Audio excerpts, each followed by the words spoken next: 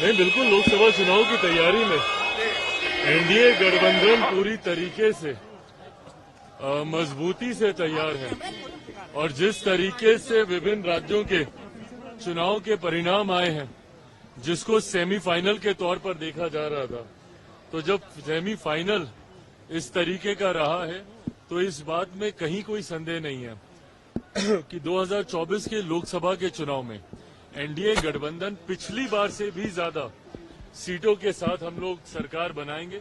इस बार 400 से ज्यादा सीटें हम लोग का एनडीए गठबंधन मौजूदा प्रधानमंत्री आदरणीय नरेंद्र मोदी जी के नेतृत्व में जीतने जा रहा है। इसमें कहीं कोई संदेह नहीं है। बिहार हो, झारखंड हो, उत्तर प्रदेश हो, तमाम सीटें एनडीए के खाते में इस बार जाएंगी। बिहार में पिछली बार भी थी, उत्तर प्रदेश में भी अधिकांश सीटें थी, झारखंड में भी थी। जो सीटें रह भी गई थी, इस बार आप देखिएगा संभवतः विपक्ष अपना खाता तक इन राज्यों में नहीं खोल पाएगी। आपकी पार्टी लड़ेगी यहाँ से? देखिए, ये आने वाले समय में गठबंधन इस बात को तय करेगा। जरूर झारखंड बिहार का हिस्सा रहा है। हमारे नेता आदरणीय रामविलास पासवान जी का एक बड़ा जनाधार रहा है, पर अंतोगत्वा फैसले वही लिए जाएंगे जो गठबंधन को मजबूती देने का काम करें। कांग्रेस के राज्यसभा सांसद के पास से करीब 300 करोड़ रुपए जो है कैश मिले हैं, किस तरीके से देखते हैं? मोदी जी बोले कि हमारी गारंटी किसी को नहीं छोड़ेगी। भाई बिल्कुल सही बात है। और प्रधानमंत्री जी की गारंटी, मोदी की गारंटी पे आज की तारीख में पूरा देश विश्वास करता है।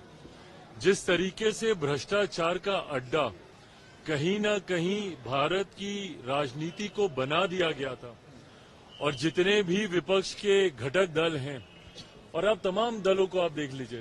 भाई आज मैं झारखंड में हूं, यहीं के जो विपक्ष के राजनीतिक दल हैं जो यहाँ पे सत्ता में हैं, या आप देश के बाकी तमाम देख लीजिए जो तथाकथित इंडी अलायंस बनाकर मौजूदा प्रधानमंत्री जी और मौजूदा एनडीए अलायंस को समाप्त करने का प्रयास कर रहे थे।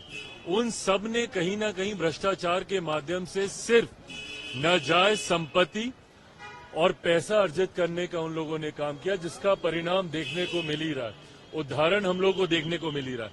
ऐसे में इन सब का हर्ष अंतोगत्वा जांच के बाद जेल में ही होगा, ये मोदी की गारंटी जरूर है। नीतीश जी भी झारखंड आने वाले, नीतीश जी भी झारखंड आने वाले। भाई जरूर आए झारखंड, जो अपने प्रदेश को नहीं बचा पाए, जो खुद बिहार में तीसरे नंबर की पार्टी बन गए, आधे से ज्यादा प्रत्याशी जिनके चुनाव हार गए, जो खुद बिहार में एक चुनाव लड़ने की नहीं सोच सकते, जिनको अपने लिए भी दूसरे राज्यों में जाकर सीट तलाश करनी पड़ती है, वो झारखंड जाएं या उत्तर प्रदेश जाएं, जिनको बिहार की जनता नकार चुकी है, देश के किसी राज्य की जनता उनको स्वीकारने वाली नहीं। चिराग पासवान! चिराग पासवान!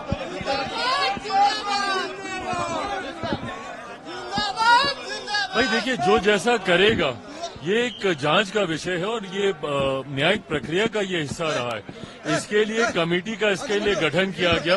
कमेटी ने बाकायदा कमेटी ने इस बात को तय किया कि कौन रहेगा।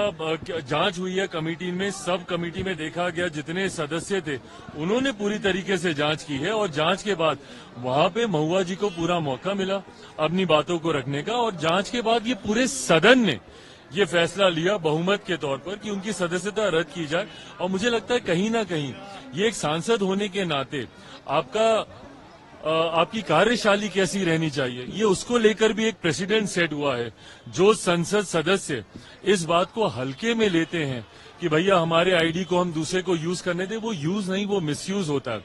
कल जदयू के भी बांका से एक सांसद है, उन्होंने खुद संसद में खड़े होकर इस बात को कहा कि भैया मेरा भी आईडी कोई दूसरा इस्तेमाल करता है, मेरा पीए इस्तेमाल करता है, मुझे तो कंप्यूटर यूज करना तक नहीं आता, तो भैया आप क्यों हैं भारत की संसद में?